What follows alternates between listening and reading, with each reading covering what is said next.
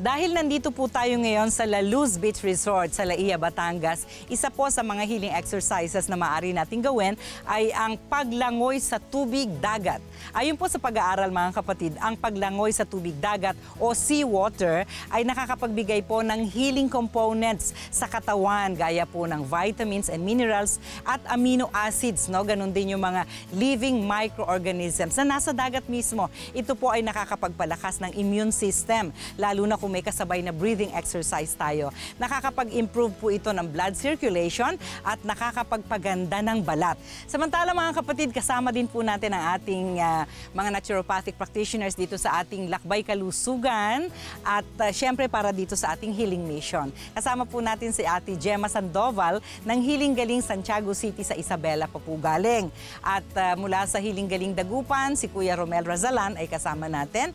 At mula sa Healing Galing Parañaque, si Ate Arian Ilagan ay kasama po sa nagche-check up sa ating mga bisita dito sa La Luz Resort, no? Ngayon ay dumako naman po tayo sa katanungan ng ating mga kapatid mula sa ating Facebook page. Dear Dr. E, itatanong ko po sana kung bakit sa tuwing kumakain ako ng saging ay naha-heartburn ako at may afterkati po sa lalamunan ko at labi.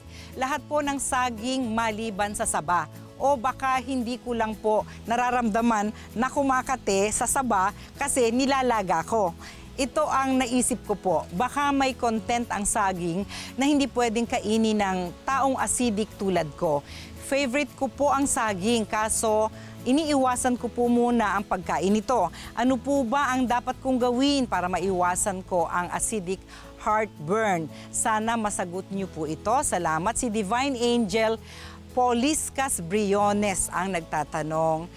Divine, ganito, maaaring na ipagkakamali mo sa heartburn ang paglamig ng sikmura. Bago yung tuluyang stomach acidity, alam mo ba na nagsisimula yan doon sa pakiramdam, kung matalas ang iyong pakiramdam, na parang lumalamig ang sikmura, no? At ang saging ay malamig sa tiyan.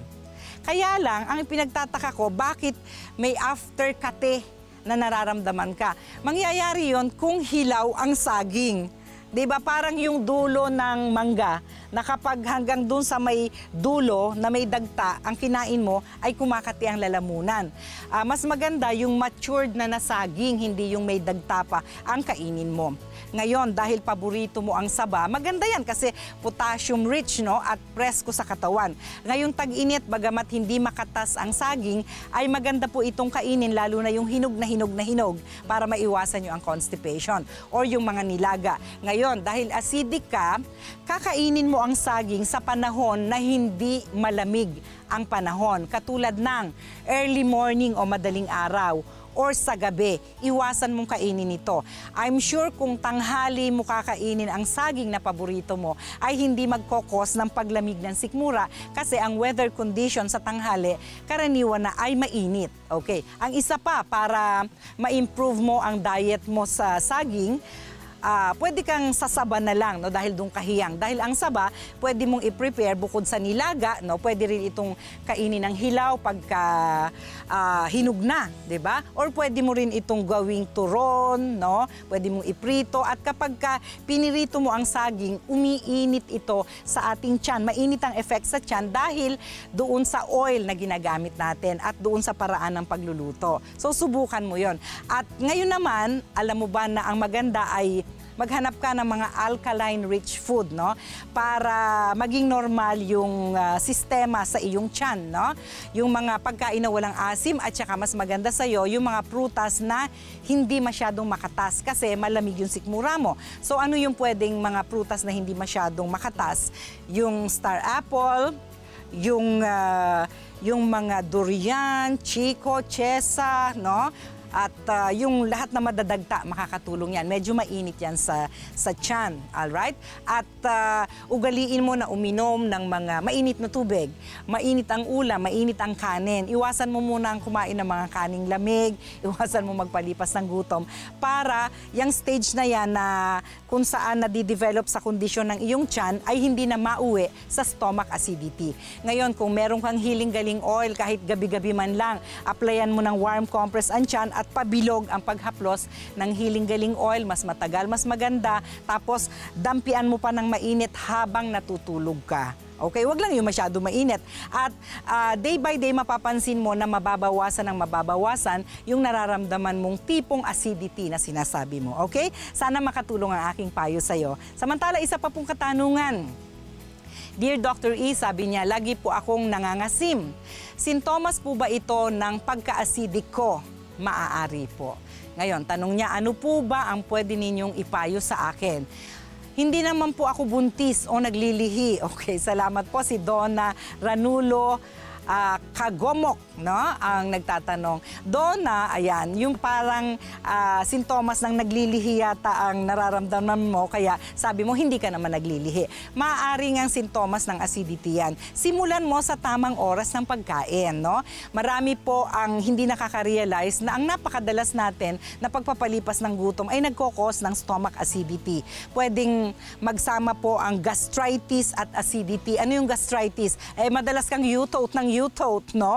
Na sa susunod ay nararamdaman mo na rin po na nangangasim na ang sikmura, at kapag napabayaan, pwede mauwi sa ulcer o pagsusugat na ng bituka. So please eat on time, no? Alam mo ba na isa sa magandang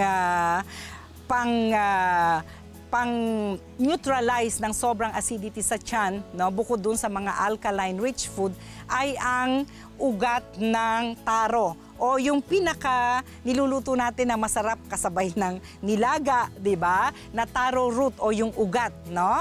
At kapag kinain po natin sa iba't ibang preparation ang ugat ng taro, whether yan ay nilaga or isinangkap mo sa ibang pagluluto, no? Or nagluto ka ng ginataang taro, ang effect po niyan sa lining ng bituka natin, no, ay soothing, kaya nawawala yung acidity. Kahit po ang mga pasyente na walang ganang kumain or ayaw kumain, gawin po ninyong lugaw, tapos ay gawin ninyong pinong-pino, no, na isusubo sa pasyenteng ayaw kumain, kahit konti lang po, pero madalas nating ipakain. Day by day ay nakikreate po ng magandang environment sa kanyang bituka, yung sustansya at yung pong quality ng taro na madalas nating ipapakain. So subukan mo rin yon. At sabi ko nga, madalas na pwede mong gawing replacement sa iyong tubig, yung paglalaga ng 10 malalaking dahon ng bayabas, no? Ipakukuluan ito sa 4 na basong tubig. Kung medyo maliliit ang dahon ng bayabas, 15 hanggang 20 piraso. At kailangan ma-extract mo yung enzymes coming from the guava leaves para magbigay ng healing effect sa tiyan, no? Paano yon? Pag nagsimula ng rolling boil sa pinakuluan natin na 4 na basong tubig, itong mga dahon ng bayabas, no? Hinaan na yung apoy at sa mahihinang kulo for 15 minutes, no? After 15 minutes, ibig sabihin ay na-extract na natin, no, yung mga guava enzymes. Nakuha mo na yung gamot, lagay mo sa thermos, at tuwing iinom ka, mainit-init mong iinumin. Sabay ng regular na paghahaplos ng Healing Galing Oil, lalo na sa gabi bago matulog na may warm compress, Donna. Sana ay makatulong ang aking payo sa'yo, okay? At wag na magpalipas ng gutom, no? May mga healing halaman din po tayo sa mga nag-aabang ng ating mga itinatampok na healing halaman. May 2 tayong tampok, no? Ngayong umagang ito para po sa acidity. Ayan. Unahin natin ang gabi, no? Maliban po sa pagkain, ginagamit ang mga dahon at ugat ng halamang gabi sa iba't ibang kondisyon gaya po ng asthma, arthritis, no? Nandyan din po ang kondisyon ng diarrhea, internal hemorrhage at mga skin disorders. Ang katas po ng mga dahon ng gabi ay ginagamit din para sa sakit sa tenga, no? Yung may mga discomfort sa tenga. Sa internal bleeding, ginagamit din po yan. Sa mga taong may lagnat, sa mga may kagat ng insekto o yung mga natuklaw ng alupihan o ng ahas, no? Ang katas po ng ugat ng taro ay ginagamit sa alopecia. Kung makikita po ninyo yung ibang nakakalbo na patsi-patsi, no? Ang tawag natin doon ay poknat. Ayan, makakatulong po ang taro. Ang abo naman, ang sinunog na ugat na hinaluan po ng honey ay ginagamit na pampahilom ng stomatitis na tinatawag o yung pamamaga po ng bibig, no? Kaya pwede nyo pong subukan. Ang pangalawa na healing halaman natin natin ay ang bayabas. No? Ang bayabas po ay mayaman sa vitamin C at alkaline vitamin C po ang taglay ng bayabas, hindi acidic vitamin C. Nagtataglay din po ito ng vitamin A. No? Lahat po ng bahagi ng puno ng bayabas ay may healing properties. Alam nyo ba yon? Ito pong pinakulo ang dahon, no? Hilaw na bunga, yung bubot na bunga ng bayabas, kung tamad po kayong magpakulo ng dahon katulad ng binanggit ko, pwede nyo pong isawsaw sa asin ang bubot na bunga ng bayabas at ito ay kakainin ninyo. No? Gamiting ano po ito, pang tanggal ng acidity sa tiyan. Pwede rin pong panlangga sa mga sugat-sugat, no? Ang pinakuluan na dahon ng bayabas. Yun namang nginuyang murang dahon ng bayabas. Yung usbong po ay ginagamit para sa sakit ng ngipin. No? Nguyain nyo doon sa bahagi na may masakit na ngipin hanggang madurog siya. No? Yun naman pong pinakuluang balat ng ugat, root bark ng bayabas ay ginagawang pangmumog para po sa mga namamagang gilagid, lalo na yung pag nagtutoothbrush kayo ay dumudugo. No? O kaya po ay pwede itong inumin para sa mga taong nagdadiarrhea. At alam niyo po ba mga kapatid na may whitening enzymes din ang bayabas, kaya maganda ito sa kutis. No? Kung may acidity rin po kayo, at napapansin yung pinag-uusapan na kayo because it's you they're talking about, aba? Ang Kaylee ay may problema. Hindi na po yung dahon ng bayabas, no? Hindi nakukuha sa kinakain ng dahon ng bayabas ang maasim na underarm. Yung Easy 27 Guava Plus na po ang isasabon nyo sa panahon ng pagligo, at kapag nasubukan po ninyo, pwede na kayong makatipid sa deodorant, no? Kung kayo naman po ay nasa ibang bansa, no? Walang bayabas, lalo na po kung it's you they're talking about na, or parang hindi ka naman kumain ng sinigang, parang maasim ang amoy mo. Bukod po sa bayabas, pwede ring substitute itong mga iba pang hiling halaman. Kung kilala niyo po ang halamang Ruelia, no? Pinapakuluan po ang ugat nito at ipinapainom. Ayan, no?